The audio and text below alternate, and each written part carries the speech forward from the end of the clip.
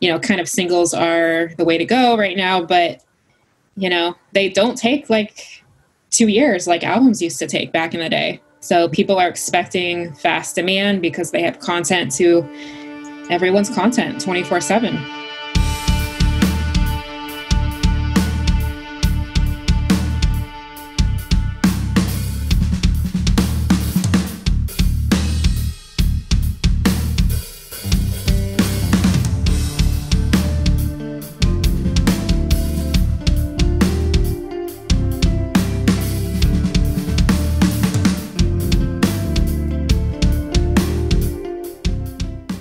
Welcome to the Music Combine episode with Sarah Martinico. How you doing?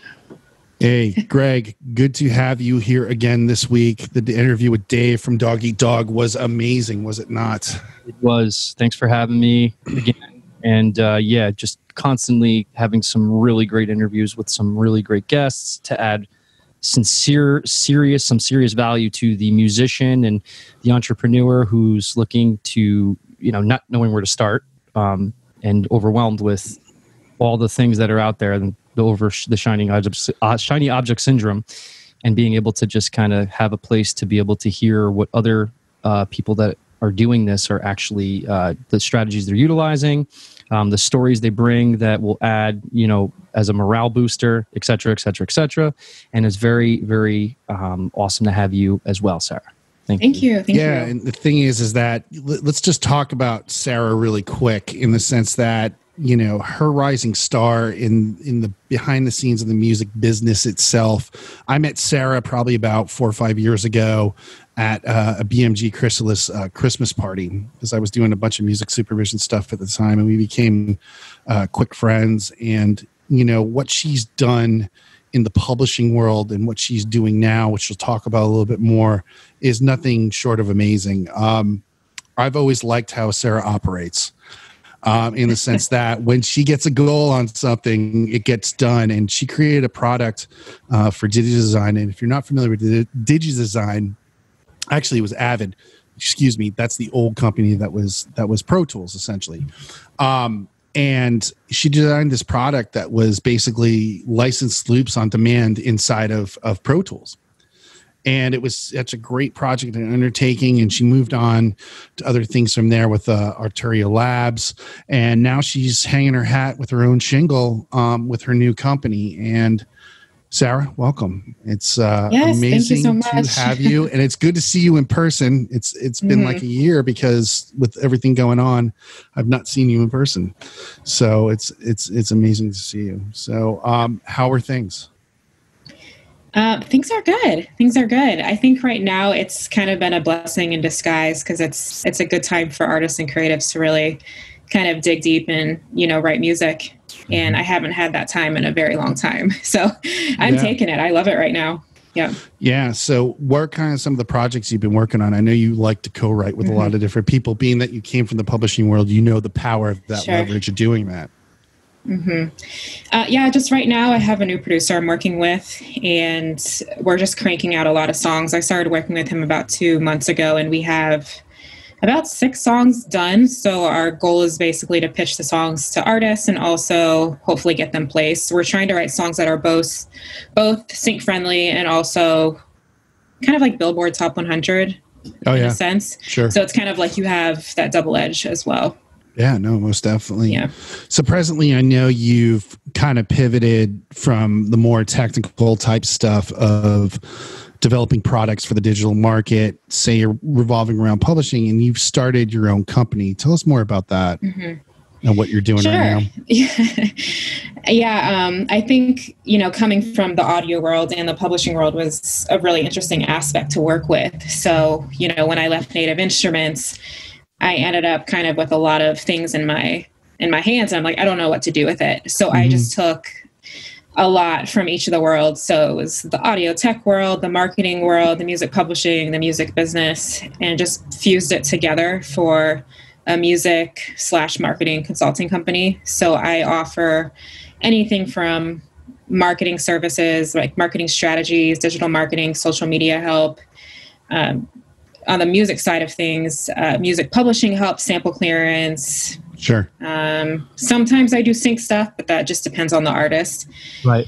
And so anyway, the list goes on, but we customize packages or consultations based off of artist needs or producers' needs, sometimes songwriters, but it's mainly artists or labels that we work with.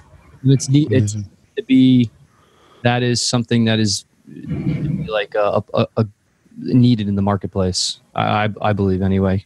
Hence why we started this podcast. So like everything you're doing kind of culminated around that need. So to have you on here and to speak to these points that need to be addressed, I think it's going to add some serious value to everybody listening and watching this. So yeah, thank you. Yeah, it's hard for me to even find, male or females in the industry that have a music background or music business background, I should say, and have the musical training and then fusing it together with marketing. To me, that's like the essence. If I were an artist, I'd want to go to that because it's like, the language, everything behind it. I wouldn't want to go to a marketing company who doesn't understand the language that I speak, in quotes. Yeah, no, totally. Right. Yeah. It's cool. As a musician and entrepreneur, marketer, it's cool to, you see these, we talk about this and we're going to cover it again with these guys that go out there and they're gurus, they call them, like the music gurus, and they do have value to add, but the upsells through their programs are just absolutely obnoxious. And it's very distasteful after a while because it's like you think you're buying something and then all of a sudden you have to buy like all this other shit. It's like, just be honest, like right off the bat. We don't need the upsells. And I understand the strategy behind it, but I think there's a loss of staying power with that. I think it's you just have no real substance. So if you're able to do what we're doing in a way that it's not going to come off cheap and like just trying to sell people, there's going to be a real good staying power for you to stick out amongst everybody else with all those different components of what it requires to be able to be a successful musician, have different individual streams of income developed, and how to push your stuff the right way as opposed to just throwing it out there and letting it get devoured or not even recognized at all. Because let's be honest, it's really hard to stick out in all the noise right now. So to have that, that ecosystem of the right way and structure, I think it's just imperative. Yeah,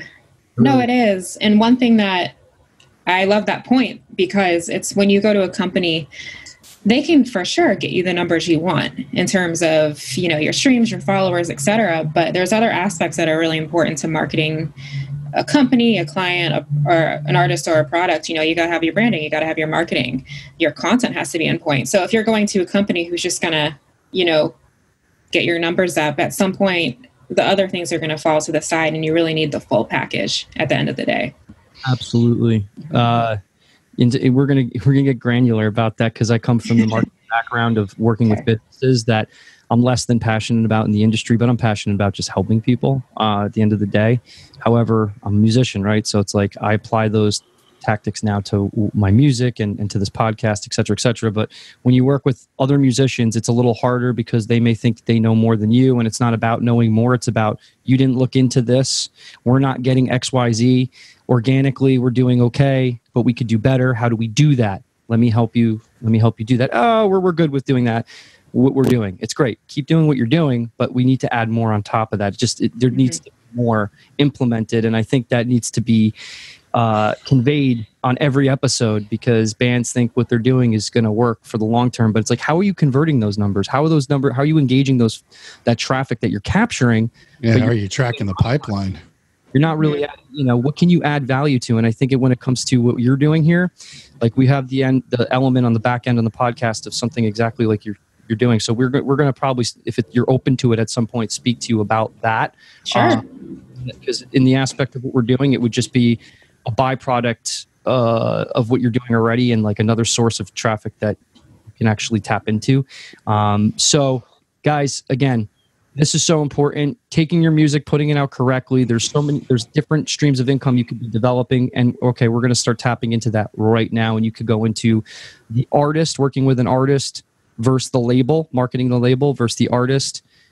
And I know those two work together, but how do you find the time to do both and then the time to do your music and balance that out? Oh my goodness, that's a huge question. Little loaded. Yeah, that could be a whole I know you episode. can handle it. I mean, it depends because every client I get is completely different. So I'll try to answer the question the best I can. So in terms of working with an artist with a label, if I understood it correctly, I usually approach the team as a whole because I want everyone to be on board. I want everyone to be super transparent as to what the expectations are. I need to establish the line of communication, et cetera. So I think the first things first is to understand who's in charge. You know, what does the company need? What does the label need? Where is the artist falling short? And that way we establish kind of like the basic bullet points as to what we're going to do moving forward. Is it a release strategy? Is it marketing? Is it creating content? Are we working with a music video? So when you have all those details kind of coming into place, that's where I really start to form like the momentum. Mm-hmm. The one thing I do like to point out though, if you have multiple people involved, such as a label or a publisher, you still need that relationship with the artist because the artist is the product. They're the brand. Right. So my approach is really just to be open and be super communicative with everyone. And of course, make sure that they're getting what they need and be very upfront about what you think is going to work and what's not going to work. Do you find the artist, I mean, for them to go to you in the first place, or they're going through a label, whether they're, you work with artists with labels and maybe artists that aren't on labels as well, correct? Yes. Okay. So an artist that is from a label, are they more open to your strategies versus an artist that isn't on a label? Are they more vulnerable? I think it just depends on the person, because I've seen people who are not on labels that have a huge ego. So it's been every which way. Damn it. Yeah. But I mean, at the end of the day, they have to earn your trust because they don't know who you are. They really don't. And here you are changing up their brand, changing up their website, their marketing strategies, possibly trying to change their sound slightly just for like a new release. Mm-hmm. So it's very personal. And do you take on just anybody, or is it certain artists that you choose over, somebody who's maybe just has money, but they just don't have but if they're not good in production, you could probably help them with that too, right? But if they're not open to that and they think their stuff is good and it's really not, can you in the first place, or you can't just take somebody's money, but is that really... Right. I mean, there has to be a standard. And I don't think I've really run into many people or potential clients that don't meet that standard. I've had maybe one. I just didn't think it was the right fit for me. And that person really needed to figure out what their craft was and where they were going to hone in. They couldn't be in a million different genres. It just didn't work. And that happens too. I'm going to write this kind of song. I'm going to write this kind of song. I'm going to write that. You might as well just be a songwriter at that point and sell your stuff. True. You know what I mean? It's like everyone, there's folks who who can supply that great need in that situation. But like if you, as an artist, it's a concise vision, is what you're looking for. I mean, I look at the most common example of Billie Eilish, like that's a concise vision. Sure is. That artist of like her and her brother wrote that album, and they knew exactly what they were going for. She lives and breathes what she is, And look how simple it is. The acoustic guitar and the harmonies and just two. I mean, it's amazing what you could do with that alone. And just tapped into that, and then you could transpose that into more if you want to later on. So right now, give me an example of an artist that you're working with right now that you're psyched about, that and just kind of go through what you're doing with that artist. Sure. So I'm working with actually a world artist right now. He's a Grammy nominated singer as well. So he's transitioning more into the artist field instead of being more on the back end of the songwriting side. So he was a very big project to start with. So I was very transparent with the team. Like, we need to do a crap ton of stuff to get him ready to be outward facing. So that included everything from making sure the branding was on point. So the branding is like the messaging of the artist, the color scheme, the fonts, how things are presented on his website. So going through his website, making sure it looks good, making sure all of the branding and the marketing was correct on all of his social media sites. From there, it was looking at the content. What type of content do we have currently? Right. What do we need? What is missing? So that includes like press photos, social media content, looking at videos that are already posted on YouTube, music videos. It goes on and on. So really, really the whole thing. That's the whole shabam. But it's cool to take an artist that is writing and hasn't been seen really yet, right, as a brand. It's behind the scenes, and then taking them and putting them to market, because all that back work in the music, they got that, right? So it's like, you know, and then we talked to a band yesterday, and I take this because it's all applicable to everything we do. They decided that they're, you know, the kid was like, I'm so overwhelmed by creating social media content, and I was just so overwhelmed. I was getting stressed out. And then he realized all he had to really do was just document the process. That's it. Like, if so true. Equipment that he uses and everything that he's passionate about, and you could just document that journey, that's going to be the endless content you ever needed, week in and week out, that you're already doing every week. So it's like, just document those processes. And if you're passionate as a bass player and you want to show your pedals and everything, that's what you got to do. And you got to put those companies out there, because those are the ones that you want to work with. So it's like, just your whole ecosystem that makes you, that you're all about, that's branding yourself, right? With everything that you have. And I'm trying to, you know, do that with my own band, and trying to develop, and they're doing that on their own a little bit, but it's like, you got to take an extra initiative, because if you want to make this an actual, an individual stream of income, you really need to start really documenting these processes that we're not even capturing. If we just put a camera and press record, dude, you'd be great. You just keep capturing those things. And then those are the raw things. And then you have the behind, like the live Facebook lives, right? Feeding the algorithm that, and then all of a sudden you have a produced video. Maybe it's a lyric video, or you have a picture video with the music behind it, with a trailer, whatever it may be. There's just so many endless ways to do that. I just figure the artist today is overwhelmed by a full-time job, coming back and then going to practice with their band, and then just being able to do the music in the first place. And then everything on top of that is just so hard to grasp, because there's no bandwidth at that point. Yeah, exactly. And the videos are amazing for artists. And some people just overthink them. I'm like, they don't have to be super produced, you know, but you have to get word out as to who you are. You don't have to do a full production every time, you know, just go into your studio setup. I don't bow down to corporate sponsors. Low bubbly. Yeah. But I mean, I'm sorry. It's all good. So going back to, like, you know, what I'm doing for the current artist, he has an amazing sound, and he has an amazing look already. So his music is fantastic. He's very much behind the political movements right now, and Black Lives Matters. So we're really trying to push that angle. So anything like that is great for organic marketing, branding, brand partnerships opportunities. Yeah. So that's a lot of the back end stuff that we're doing just to get him set up. And then we're looking at some releases coming up as well to kind of get him more, you know, out in the world.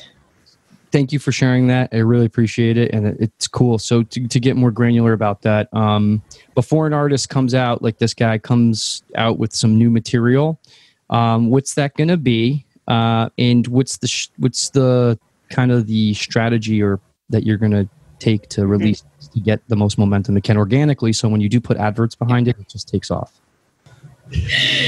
Okay, so answer your question. So in terms of the releases, so he actually has an album out already, and this was before they brought me on. So going forward, we're looking at an option to do a remix of his strongest song, which is the one I was kind of mentioning before about Black Lives Matters. So we're possibly going to do a remix of that song, and we're trying to get possibly a pretty well-known house DJ to kind of come in and give it a more modern flair. So the artist I'm referring to currently that I'm working with, he does have a world sound, but we're trying to give it more of a modern twist mix. Just so he can get more organic marketing, get more playlisting, etc. So we're looking at doing a remix. We're looking at some bigger collaborations, which I can't really mention names right now, but we have like 2 or 3 people that we're talking to. And again, like I said, the whole political aspect of everything with Black Lives Matters, that's really kind of opening the door for him right now. So there's a couple options right now. Yeah. That's really cool. And leveraging influencers as well, because when he does come out with that, on top of the angle that you're taking, which is sure, I'm sure coming from a true intention. It's not anything like you're opportunist or anything. It's literally like he has a connection with that and he's resonating with that. But when you collaborate with somebody that's big as a DJ or other artists, etc., you're using their network as well to leverage that track that you're pushing. And I think that coupled with just a good strategy to automatize the content that you're coming out with, I think it's a great combination of everything. So again, it's not just about, a lot of people are like, well, do this over that, do this over that. It's like, no, you do this, that, this, you put it all together. It's not just one touch point. You got to have the multitude of touch points working in one ecosystem again. So when is that due to hit? Oh, goodness. We're in the beginning stages. I wish I could give you a date. Yeah. Is it generally like... And begin the campaign. Generally yes. like a time frame that you go by? Is each artist individually different with their time frames? I'm sure they are to an extent, but like a season that you want to push something for another season? Mm-hmm. I think it depends on the song. So I've worked with an artist before where, his song was called Playita. It's very beach friendly, going to the beach, being at the ocean. So we don't want to release that in like December. We want to push that in the summer, most likely. Or if we can, maybe early summer or spring break time. Yeah. Makes sense. Yeah. Those things need to be considered, right? Oh, of course. Because if the song is placeable for sync, you're even looking at 6 months before the release. At least. So. Mm-hmm. At least. Exactly. That's why. But like in terms album of cycles take releases, so long. yes. But yeah. Well, in terms of releases, like I just tell a lot of my clients, it's important to have consistent releasing. You don't want to have one release in 2019 and then one in 2020. It's unfortunate that, kind of singles are the way to go right now, but, they don't take like 2 years like albums used to take back in the day. So people are expecting fast demand because they have content to everyone's content 24/7.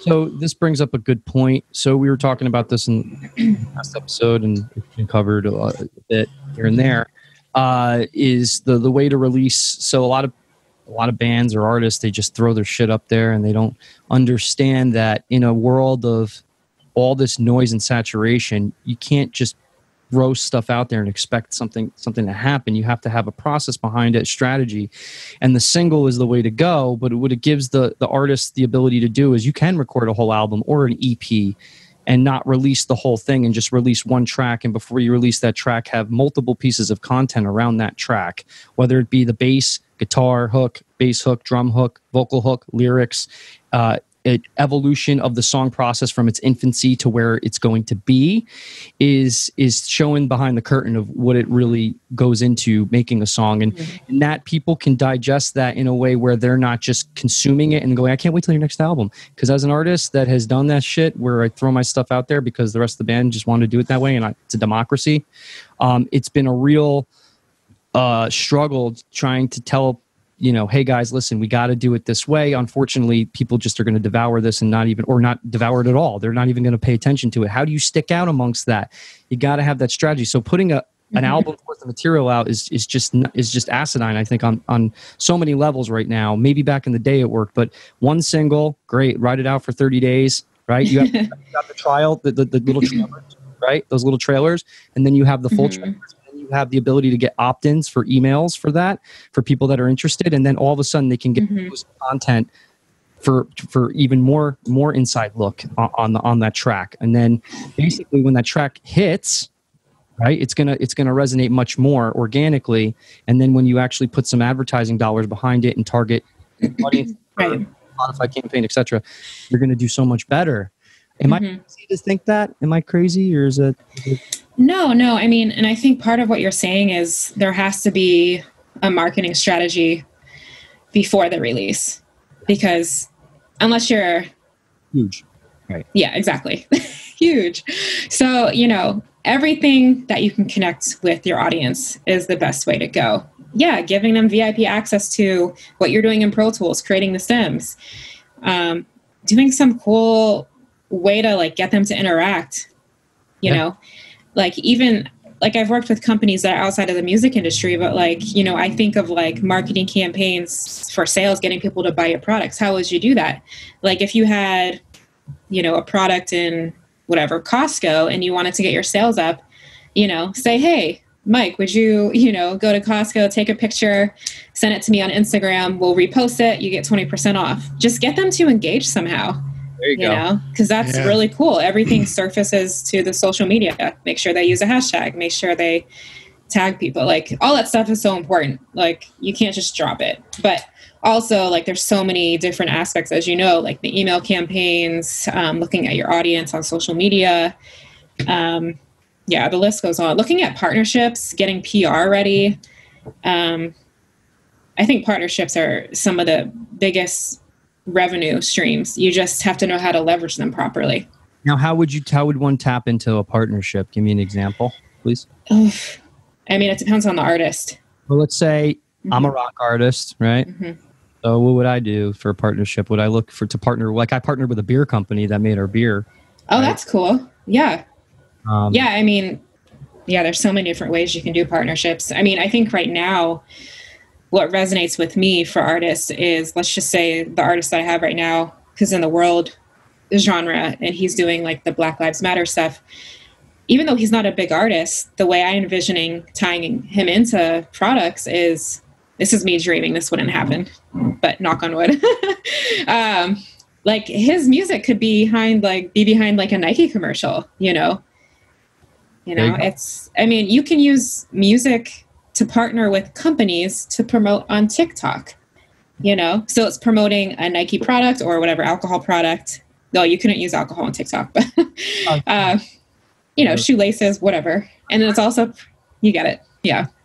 No, that's fucking genius. Yeah, absolutely. On that note, let's take a break, a little commercial break, and we'll come right back to this point. We're back with Sarah Martinico. So before the break, you were explaining about, partnerships and how you're leveraging them. What is exactly the granular situation that kind of goes into that? And what have you been doing for your clients, you know, as far as partnerships goes, that really has happened and has really been a success for you? Sure. Well, honestly, right now, because we're still in COVID-19, it's been very hard to pull any partnerships. But pre-COVID-19, you know, it's been great to leverage any companies that can help an artist in multiple different ways. So one example is, I'm still working with this Latin artist, but we had found an alcohol company called 101 Cider House based in downtown Los Angeles. They had just opened a brand new facility, and it's gorgeous. When you step into it, it looks like you're stepping into a Miami club. It's, you know, you feel really relaxed. You just want to grill, have a pina colada. So we had plans with them, you know, to do, a release party there, possibly host some shows there, also do a music video based out of there. So it was just endless. But also besides that, the partnership was with the alcohol company. And Alfonso is very much for organic, low calorie.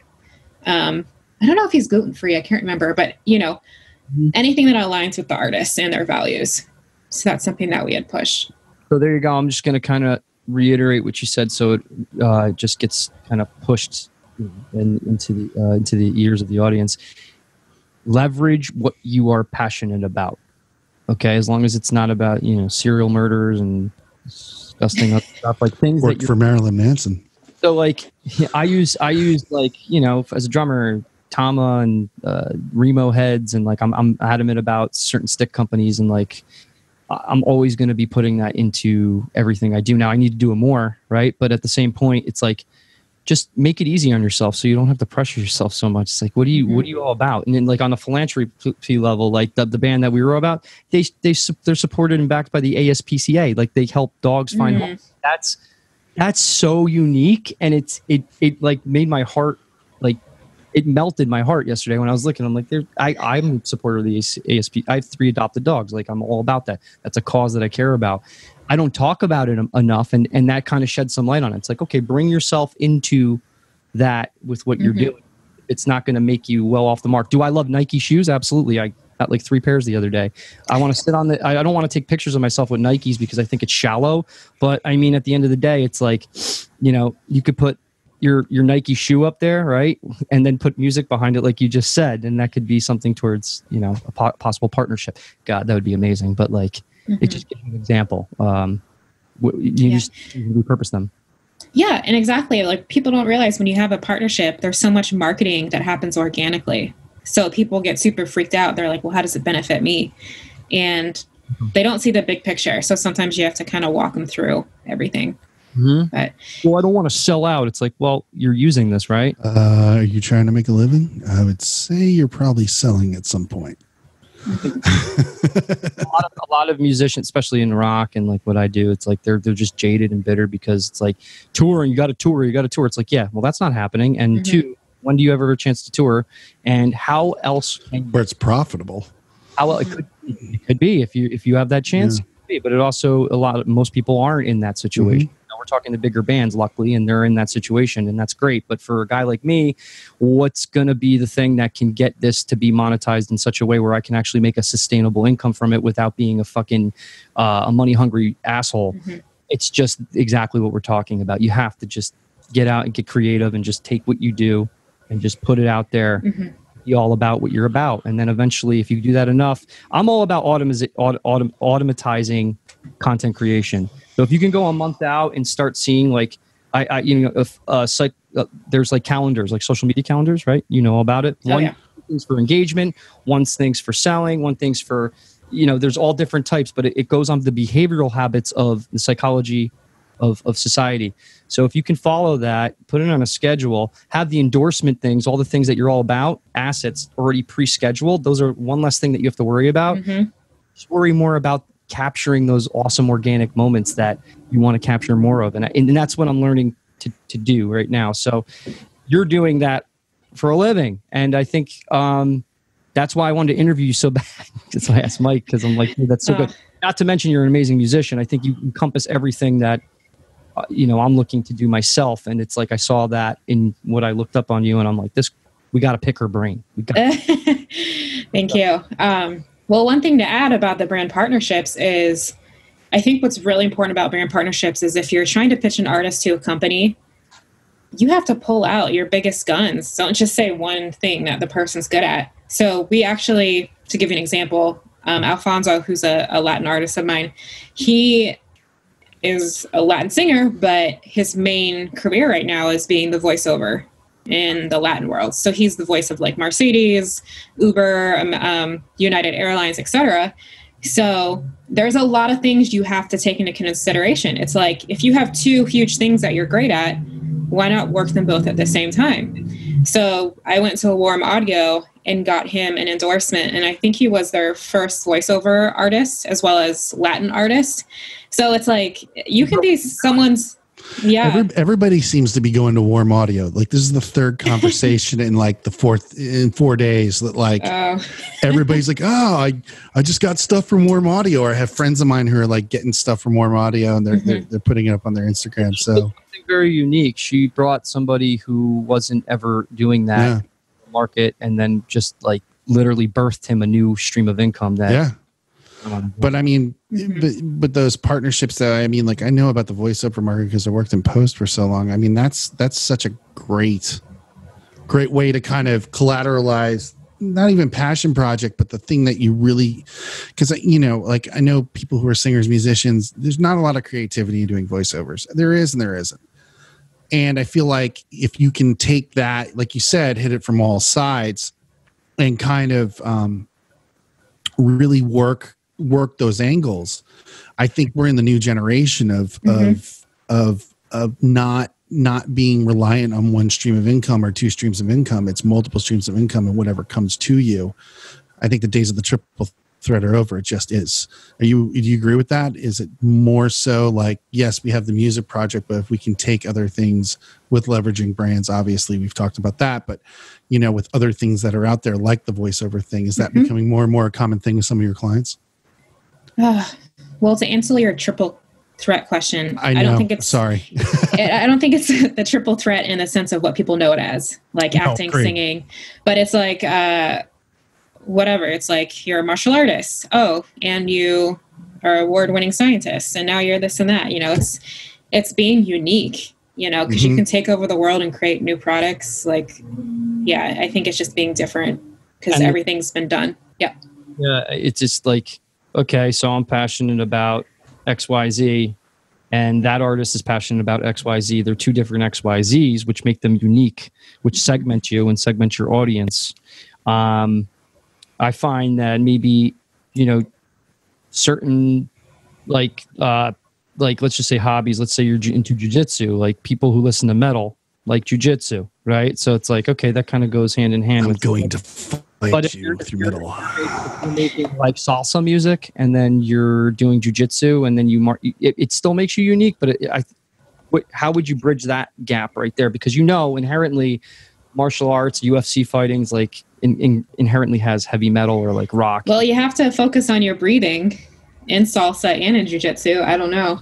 There you go. Okay. So see, there's something that I didn't think about. So thank you. That's a lot of hip flexing right there. A lot of rhythmic elements involved. And chiropractic as well, orthopedic. That's interesting. I think you're talking to someone who's in the tight hip flexor club, so I get it. A lot of hip flexing. Hip flexors too, man. But anyway, sidebar. So, you know, by the way, I don't think we've asked this question. So what made you decide to go in promotion and kind of steer away from doing the more technical aspects of creating products for music and things of that nature, and maybe sort of staying in one lane with publishing? Well, my background's audio engineering. That's what I studied at school. But the reason I kind of got away from that is, you know, when I moved out here, it was just very hard to get anything that paid enough to pay your bills and pay your loans and all of that. So that's kind of why I went more into music publishing, music business / marketing. I still love working in the audio arenas because it's still music, technically. Like I had an audio client for the past 3 months who they're a supplier for Native Instruments and a lot of big MI companies. Oh, wow. So I still work with them completely. It's just I don't really do engineering anymore. Right. It's a very expensive field to maintain for yourself. No, I agree. And I mean, the thing is like we, you know, during this COVID time, I think I told you over the phone, it's like I've started writing and I got a Coca-Cola commercial. And it's like, great, cool, fun. But, you know, it took me to, you know, basically, you know, I had Logic and all that. I see what the prices are of things now comparatively when I had $100,000 Pro Tools rig. And it's so much cheaper to get into that almost everyone can do it. To be a lone engineer and say, oh, I record stuff for a living. That's a hard life these days. That's why I don't do it. It's why I don't do it anymore. I'm right there with you, Sarah, on that one. But I mean, if you're going to be a recording engineer nowadays, you've probably thought about, or doing multiple things. Yeah. So it's like, I don't just record people. I do ADR. I do Foley. I do remixes. All that ties together, though. Everything you're doing, like one over the other. Yeah, you went to school for that, and then you started doing the other thing. It's all needed. It's the all-encompassing everything you need to be able to really develop into a sustainable career, because you can't have one without the other right now. Maybe you could have back in the day, and I'm not saying it's not possible.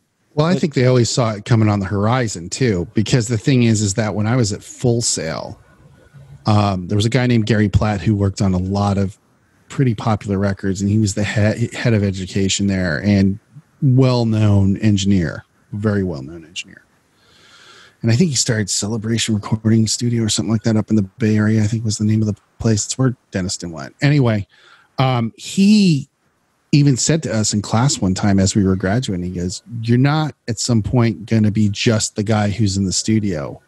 Most of you will probably be a live sound guy, or do this, or do that, or do this, because the days of just one discipline are over with. The world's changing. And he even saw it, and that's going back 28 years, 27 years. But now you're triple threat. Like you can literally add so much value to somebody. Oh, yeah. Just having a conversation with somebody. The market calls for it. No matter, so this is what the Music Combine's all about too, and it really is, and I'm going to keep stressing it. It's a one-stop shop resource to bridge the gap of the overwhelming feeling of not knowing where to start, and to have the right people that have inspiring stories and are able to provide the type of resources that you aren't looking into yourself. And if you have, you've gotten overwhelmed, so you just wanted to give up altogether. So Sarah encompasses all of that. So thanks. I try. That's the huge value here that you're bringing to the show. And, again, on the back end, Mike may have mentioned this, but at some point, you could possibly have this be a funnel for your services, because it's needed. It's definitely needed. Yeah, it's something that took me a very long time to figure out, because I did work for Native Instruments for a while, and I did some products with Pro Tools, but I was just at a loss. I was like, I have all these amazing things in my hands. I worked in the MI industry, the audio industry. I worked for music publishing. I'm a musician. How do I fuse the two together? And it was amazing, because when you work in marketing and you're working with audio clients who've done music publishing, a lot of those people you're working with are big artists, big producers. They need to work with someone who knows the industry, who knows the technical side of things. Like when I was working at Native Instruments, I had artists calling me up like, yo, I can't figure out how to do X, Y, and Z at Pro Tools. And I'm like, okay, like I'll help you out. I work for Native Instruments, like no problem, but stuff like that. And then I remember one of the guys from Shakira's camp was like, oh, I hate the sounds that I just made for the marketing campaign. And I'm like, dude, like the sounds are incredible. It's like, just tweak this and that. The old chasing the dragon in audio, where it's like, I hate my mix. And it's like, and you go through it over and over again of like, I hate that stuff. Like, it's like I take it to the car and I start crying. Yeah, but all she did is put a little twist on it, and then had a value added to that person. Now that person wants to work with her. I was going to just say tap into what you create when you saw a problem in what you created, and what you created with what you have done. You saw a problem and you actually came up with a solution for it, and then tapped into that. So after that, you tapped into more. You're like, okay, there's more things I can add with what I know, and then you just kind of put it all together. And now doing little things with each compartment, correct? Exactly. And it's important, because you also build trust within your clients when you understand something as deep as the music industry or audio engineering. Relationships are the way to go, and relationships are the way to go for marketing and partnerships. With one person that knows the landscape really well and can put me where I need to be, from the experiences you have, any day than going to 3 different people. I'd rather just work with one person. I mean, master of one or master of none, the dividend and byproduct of what you do lends itself to everything you're doing already. So everything's just there anyway. So if you're not doing the other, you're not doing it. You're just doing a piece of it, or it's kind of amateur hour at that point. Now, exactly. I'm not trying to sit tout and say I'm a guru or anything. That's why I got you on the show, and we have other people on the show to put them, in touch. And I'm learning as we go. But on this journey, we're applying these methods, and in these stories, just kind of show the experience that you have and why you've been through what you've been through, and why there is a need in the marketplace for these different components. Right. But you know what? I never stop learning. Like, always learning. I haven't been doing marketing that long, considering a lot of my superiors, but every client I've had, they gave me the most random questions. And I'm like, why the heck are you asking me that? Do you know what I mean? It's like a little kid. It's like, yeah, like, why that? Can you give me one? Can you give me a question they would ask? Like, that's like kind of random. Where did I come from? Like, do you know what I mean? And you're like, am I? Well, it's funny, because when they ask you questions that you'd never expect, you really have to prepare a very nice, detailed answer for them to understand. So it really makes you backtrack your thought process, and sometimes you don't know the answer. So I love it, because it's always challenging me. And sometimes they'll throw stuff at me, and I'm just like, holy crap, So you, as an independent company, you're partnering with other companies as well still? Like, you branching out with that? Me as a company, I don't really partner necessarily with other people, but like I'll partner my clients for partnerships. Gotcha. Yeah, okay. Like I've done mentoring programs. Like I'm currently mentoring for the Grammy Foundation and for Sound Girls. Oh, wow. Yeah, so like that's not really a partnership, but I do help out where I can. Philanthropy, right? But yeah, I mean, I think time is one of the most valuable resources, and when you give it to somebody, it's what you know. Yeah, it's what you know, but also I think it's better than money or anything else, because the thing is you have a direct effect on that person while doing it. Right. And you can guide them, in ways that they might not necessarily find through your tutelage. So. Yeah, exactly. Were you going to say something in addition to that? I feel like you were going to say something.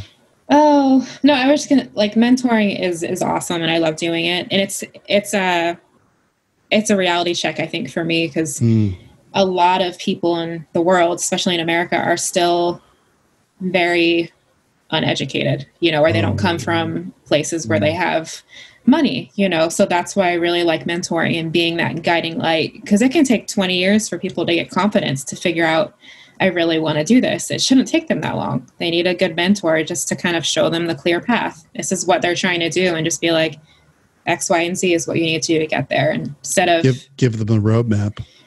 Oh God. Yeah. And give them a roadmap.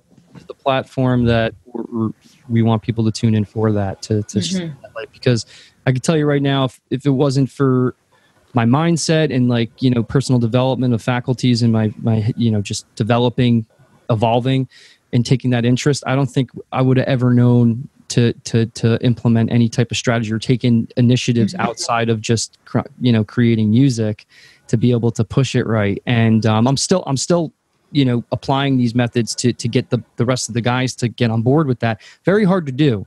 If you're an artist by yourself, it's like now you don't have to worry about anybody else. But when you have 3 other egos in the band, it's like it's hard to get everybody to see the bigger picture. And it's like, because everybody's so, what they know, the paradigm of the music industry is, oh, you got to do this and this and this. That means you got to tour, you got to write a whole album, you got to put it out, and you need to tour, and that's the only way to do it. It's like, dude, no, that's so many other things to do, ways to do it now. And it just needs to be shared, because again, there's so many musicians I talk to, they're so lost and they're so good and they have so much talent and such good content, but the way they put it out, it's like nobody's even listening. I had a friend put out an album the other day, fucking progressive album, progressive rock. Awesome. Nobody did anything. Nobody even liked it or anything, because you just threw it out there, man. You just threw it out there. You didn't build anything. You wasted it. Fuck. And even my own shit, I didn't put too much time behind because I'm in a band. So it's like you only have so many resources that you can provide to be able to spread yourself. You may spread yourself, right. So, well, one thing to add, since we're talking about marketing, is, when you're in the beginning stages putting out an EP or a single, whatever, it's so important to really, have patience, because everything you put out, all the branding, all the marketing, press, it's going to build up. You're not going to see instant success from hiring a marketing specialist, honestly. But I think it is really key to get your branding in place, really engage with the proper audience, figure out what your audience is, and build a long-term strategy, because your album and your artistry is a business and it's a brand. So I don't mean to cut you off, but what is like your time frame with someone like that? So say they're, artist one and, have limited fans, if not any fans at all. Like, what's like kind of your recommendation? What's your suggestion to someone like that? Like, how long do you say, hey, look, we're going to do this. These are the results I see during these key points. Where do you kind of start that? I think it really depends on budget. Yeah. But I always tell people, we really have to make sure everything is on point. We have to create the groundwork of branding, marketing. What type of content are we going to be creating? Who are you as an artist? So what is your genre? What type of people are you delivering your message to? Who's your customer avatar? Who's your, the person that you're marketing to? I know for this podcast, it's people like us, but the people that are like us that have nowhere to go or nowhere to turn, that are looking. Exactly. And I think advertising is always a really important thing for a product, for an artist, for a company. Advertising is a lot of money. It really is. A lot of labels and publishers put a crap ton of money behind it.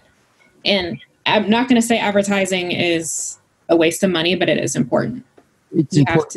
I think you said you hit on something huge though. If your foundation organically, we haven't put any paid advertising into this yet because the organic is being laid down and the foundation of that is getting set, and the branding and the story and the constant content creation every day and automatizing that, putting on a schedule. And see, I have to do more Instagram stuff. Like I know you have to go in and like hashtags the ones that are medium to high to low. You got to have a mixture of all those, and that's a lot of work. You got to go in and like things and comment on things and I've been doing that. But it's only going so far, but it's enough. It's actually okay. I think I'm on track because we only been for 2 months, and I've been doing this for 2 months. We're at 179 or 178 or something. But like it's organic, and it's like all. It's not like I'm not gonna fucking purchase likes and followers. That's gonna ruin my Instagram credibility too, and I'm not about that. I'm not about to think IG cred to be low, son. I'll tell you what, something I did learn is cool. You can get the most bang for your buck if you go on the outskirts of major cities and go on a Facebook campaign for likes, and actually get targeted around the outskirts of all the cities, and they're going to be people that you would think that are just not into your music. But if you target the bands that you're like, the genres, and you can get the most cost per, like the lowest cost per click, and get your likes up, right? So that social proof. And then as those likes go up, now you have that social proof. You go in, now you start targeting the inner cities, like the cities that are more expensive cost per click. And you start getting those actual American fans and then European markets, but they're all much more expensive than the third world countries that come up when you put the music in. Do they really listen to your music? I don't know. But when you put bands like You Sound Like and like the demographics, they come up like they like them. I don't know how that Facebook recognizes that, but it's a good way to get that social credibility up, unless you have the huge budget to be able to target those cities, right?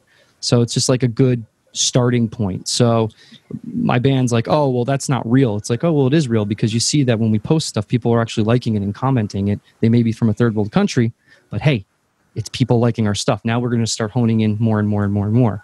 But there's like a process to that, right? So, and then you have the lookalike audiences, right? So when you actually have the organic thing going, and that's great, and then you put the adverts behind it, and you start targeting those audiences, you can get those alike audiences. And Facebook does this thing where they basically will, feed the algorithm for you and give you an alike audience. So you start optimizing those ad dollars that much better. Sure, definitely. And Facebook marketing is a lot more effective in the sense of trying to find your audience and also implementing your audience, because you have a lot more parameters, which is great. I do suggest Facebook marketing or ads much more than Instagram. Because Facebook owns Instagram, right? So it's like... Yeah. Well, because you know how you can go right into Instagram and just like throw down $50 in 2 seconds versus like doing a... Yeah, right. It's a little bit different.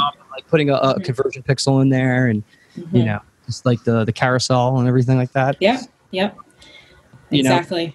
So, do you find it with the video marketing is obviously the best way to go? Now video marketing is getting, everybody's doing that too. So to stick out in your videos, that's why I'm always like, okay, so just document your process, because I think if you document your process, it's going to be unique to what you're doing versus what other people are doing.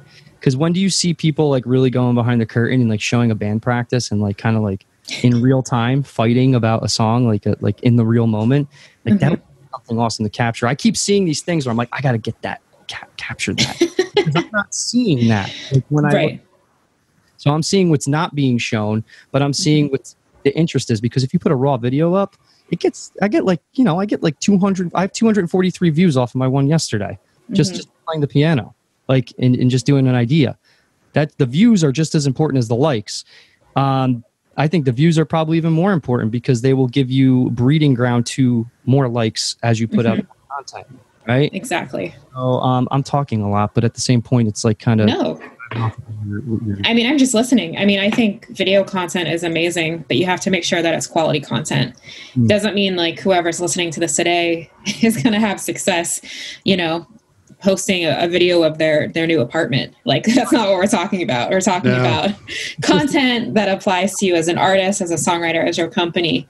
But also, you don't want to be uploading content that just doesn't look good. It needs to be...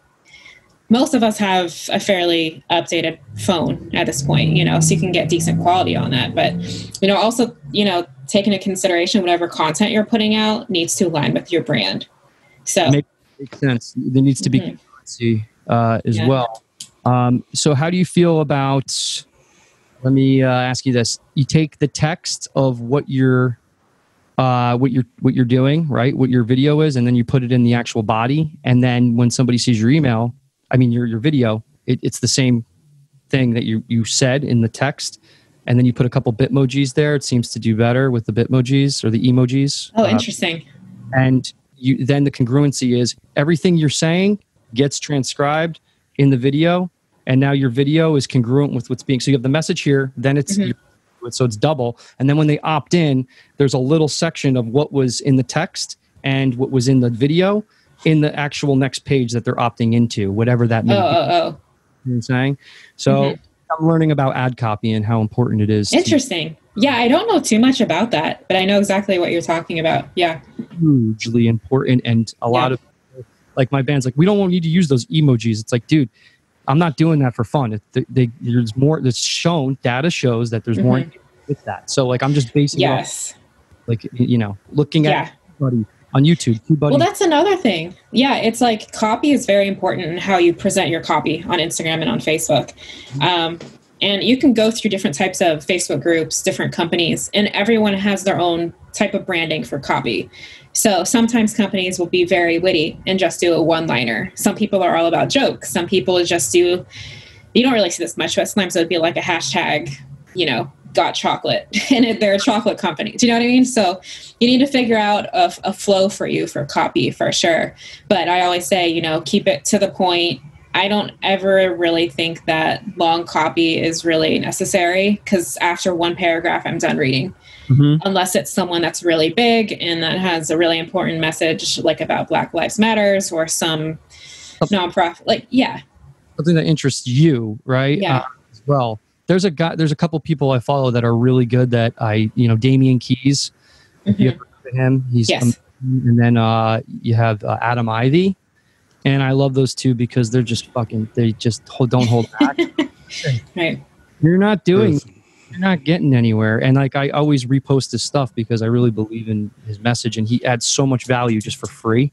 Right. And then you can, of course, subscribe to his course. And I believe he deserves to get that sale after a while, but like, he's always fucking putting on videos that are like, just straight and speak to your, like they fire me up, like literally, and he's working his ass off and he's not a real musician. He's really more of a producer kind of guy, but like look what he's done with his marketing because of that. And I look at that and I love that no nonsense bullshit. It's like, all right, get over yourself. Just got to do it at some point. And if it doesn't get done now, it's never going to happen. Yeah. Yeah. And at the end of the day, like we can't tell the artist what to post and what not to post, but we can give them suggestions. You'll see like Miley Cyrus or whoever posting weird things all the time, but it's like, if you're not an established artist, you kind of have to be a little careful as to what you post. I think it's important to identify yourself on the internet. Make sure you stay on your message. And there's your way. Yeah, there's so many important things you can do on Instagram and on Facebook. If you're selling products, like it's audio products. My son is like moving. I see it. Okay. It's now you see my keyboard. As time goes on, I'm getting a tan. I tan so fast, guys. It's that nice Mediterranean blood in you. It's Lord, Italian blood. I tan under the mood. Yeah. But there's small things that you have to make sure as an artist that you're taking care of. You can have like the Instagram shop set up. If you have enough followers, you can do, all these links in your stories.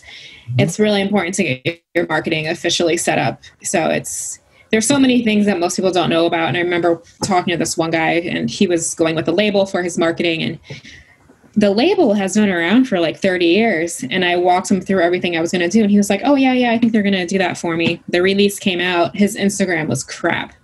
There was no marketing. Nothing was set up properly. It's like, I unfollowed them because I was like, this is disgusting. Like the thing about nowadays is like marketing changes so fast. You have to stay up to date with everything. So if you have an idea to do marketing, to do partnerships, like, don't ever say, oh, it's weird. Things are moving so fast. I would say just give it a chance. I think it's an ever-changing market. I just saw a clip that Gary Vee did. I think I posted it in my story and in the Combine story. But he was talking about, the internet is 25 years old now.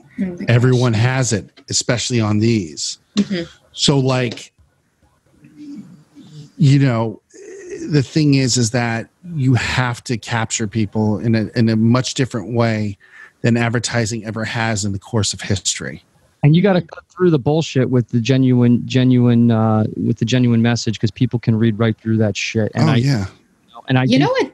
Yeah, sorry. There are so many people on Instagram that are influencers that have so many followers, and I don't understand it, because to me, they just look sometimes, right? Probably, but it's just so fake. It's like all these women who just keep posing. That's the worst type of content. Oh, my friend of mine, you talk about that, you know, he had this situation where he hired in every situation, he's hired models for his brand, and they don't deliver. Oh, yeah. And the thing is what you come to find is that those Instagram followers are not real.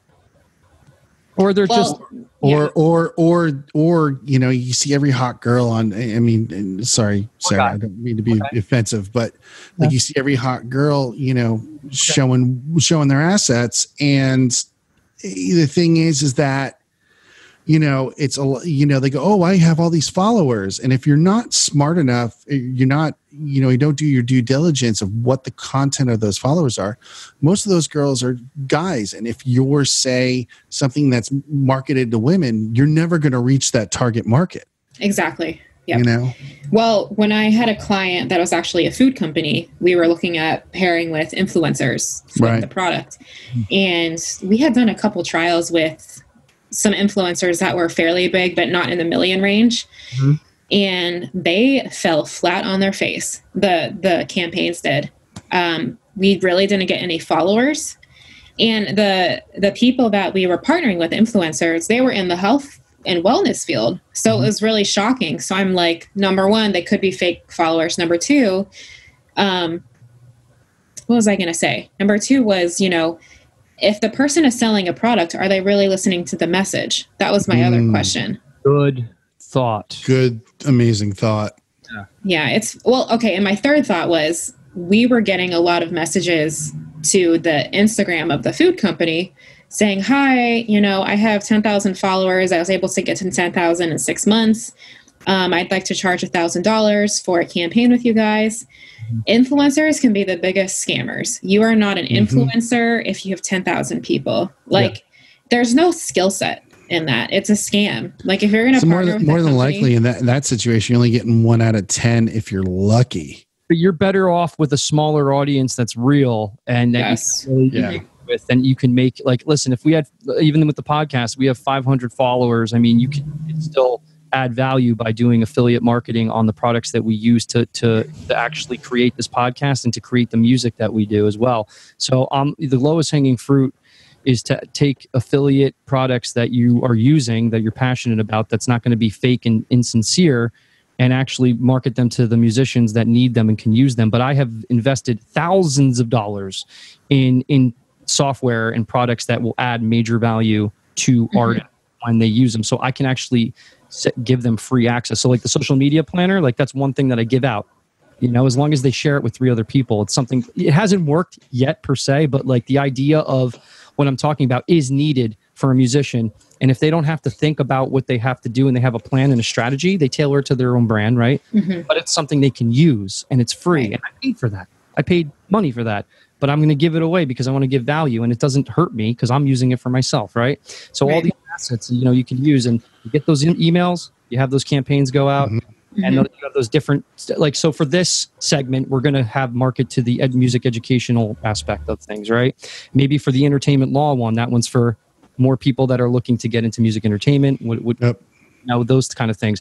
Country music, okay, people like country music, you know, the artists that we just interviewed, so we're going to tailor it to that. We have a roadie roundtable, that's going to be towards more of the community market. Yeah. So always different ways to do that, but there's products within that you can actually segment to those audiences. And I think that instead of going for the endorsements big time, like, because that's going to take some time, you know, you go with the things that you can actually repurpose and use over again to add value. to the audience. Yes, I think it's very important to pair with companies that are true to their product. Also be careful, if you're getting an endorsement with a company or you're doing a partnership, make sure that company is a good company. There's so many big corporate companies right now that are just falling apart. There's news coming out left and right. You don't want that to tarnish your own artistry at all. And I heard that we have a friend that we interviewed from Marvel, and he also was talking about contact the companies, be like, hey, listen, I want to push your product and I really like it and blah, blah, blah. And they're like, okay, yeah, but you have to pay for it and you have to, you have to pay for this product that you're endorsing. And he's like, fuck no, I'm not doing that. And he went off. It's a good podcast. They're called Noise Killer. Shout out to Jesse. What up, Jesse?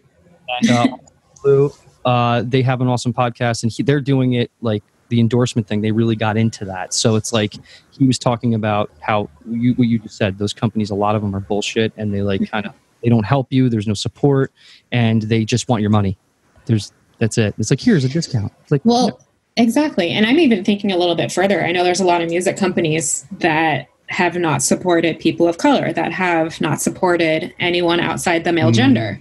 There's a lot of sexism, politics going on the back end. That's just other stuff that people don't really think about. And I think that's something that really we need to crack the shell open on. It's angle. I didn't even think of that. Kind of break the looking glass. Yeah. Well, I'm not going to say any names at all, but there's a lot of companies that are beginning to come out that have been doing a lot wrong within their clients and within their culture. And I just don't want to work for a company that doesn't include and respect people. Yeah, it's a good value to have. But I don't care if your product is the biggest whatever product on the market. It's not about that. Yeah, it's about the integrity. And I think as time goes on, we've been socially and not to get too political, but the world has been socially unjust, and we've skated it. And I think now that the cover's been lifted, or the curtain's been lifted behind where the wizard sits, now this is all coming out. And, I think as time goes on, my niece's generation, the younger generation now, or even my generation, needs to take action and really kind of put it in its place.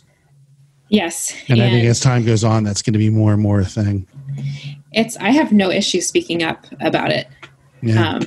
I've done what I can, but it's going to take more than a few people. No, it's going to take a conscious effort on a global scale. And the thing is, I think we're getting there. I think we've seen it in the past few months of what adversity can throw at what the worlds of or universes of adversity can throw at people, how we react and come back to it.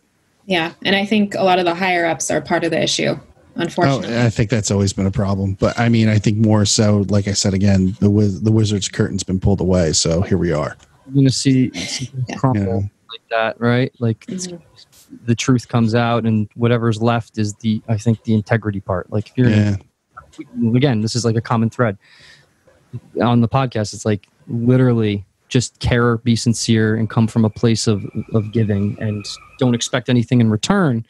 Yeah. However, don't be taken advantage of at the same time. But embrace, embrace what you are all about, and make sure you're true to that, and I think you'll be good. Yeah, you may come in contact with these types of companies you may have not known about. Maybe you find out later. You saying that is refreshing, because I'm oh my God, of course. That makes a lot of sense.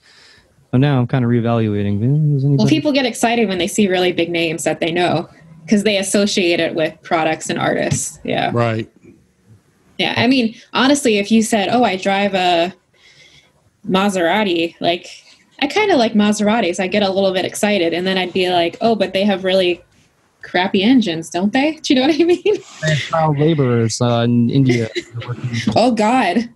See? No, I don't know. I just wow, you're just putting it out there, Greg. Start stirring the pot for no reason. Well, I mean, it's stirring the pot for no reason. Yeah, I get what you mean. But I think that as time goes on, the social injustices will be righted. It just has to be. Sarah, yes. It's always a pleasure seeing you. And also, just the pearls of wisdom that have been brought upon us today in this interview have been amazing for us and for our audience. So thanks so much for being on the show. Seriously. Thank you. Anything you want to add before, Yeah, what are you pushing right now? Like, give us, you get the 1 minute to freaking tell us everything you're doing. If you want to, like stuff you're proud of. Like, what do you want to put forth? I mean, I already spelled out most of it, but I think if I had to drop words of wisdom for anyone listening, I think knowledge is power, and then stop doing everything by yourself. Please stop. Like all the music I'm working on, I know we have some gold hits in there. I already have a Chilean artist releasing one of my songs. It's like, you have to work with people. That's the only way you grow. Yeah. And you may say the name of your company and the website. Oh, of course. Where can we find you, dude? You haven't said anything about that today. I'll market it for you. SL Music and Marketing. So you can find me online. I don't really have a professional Instagram. You can find me online under Sarah Martinico. But my website is slmusicconsulting.com. Okay. We'll have it up for you guys as well. Cool. Yeah, we'll put Thank it in you. credits and in the show notes. Yes. Sarah, such a pleasure. Thank you so much. Hopefully guys. we'll see you sooner in person than later. Yeah, I'll definitely come back. So let me know if you guys need a second edition here. Definitely, anytime. You should definitely talk, because I mean, I think that you can leverage this podcast in your favor if you're open to it. You don't have to be at all, but like, Of course. there's so much synergy here. It's like, it's stupid not to, possibly look into it, because that's what we're going to be doing on the back end, building this out. So Awesome. I'm excited. Yeah, let's talk. Definitely. Sarah, thank you so much. Thank you, guys. Bye. Nice to meet you. Bye. Pleasure. All right, cool. Good times. Another amazing podcast. This keeps getting better and better over here. How you doing? Hey, guy. Hey, I got a tag. What you want? Actually, it's funny. We had this story about Warrant and Dog Eat Dog and Morris Sound in Tampa. Fucking awesome. Sarah worked at Morris Sound. She's from Tampa. I forgot that. I forgot to put that in the story. Boy, look at that. But yeah, she's just brilliant. I mean, I really like what she does and how she does it, and just with the amount of care and responsibility that she takes for each one of her clients, and everything that she does, it is truly heart. It's almost like a lost art, because she comes from a place of Giving. Of pure integrity. I think that's hard to find in the music business overall. That last thing she said was like kind of an eye opener, because I didn't even think about that. There's so many companies that are run like shit, and like, you got to be careful who you represent, because that 100%. And as time goes on, I don't think that we've seen the full crest of that shit yet. I think come the end of fourth quarter of this year, not to sound like a financial advisor, I think you're really going to see some stuff. And I'm not trying to paint doom and gloom, but I think there's some companies that, and we saw it with Neiman Marcus, and we saw it with JCPenney's situation, where they were holding on by a freaking thread financially. They had reshuffled their debt so many times because retail was starting to die. And they were too big of a dinosaur.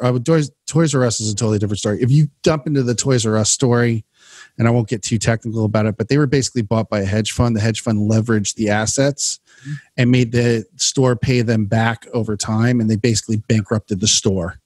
Okay, so that's what happened. That's what happened. Years. It took years to do, but that's what they do, is they end up making the stock short. Everyone sells it off in bankruptcy, and then they make a shit ton of money. There you go. So that's what's going on there.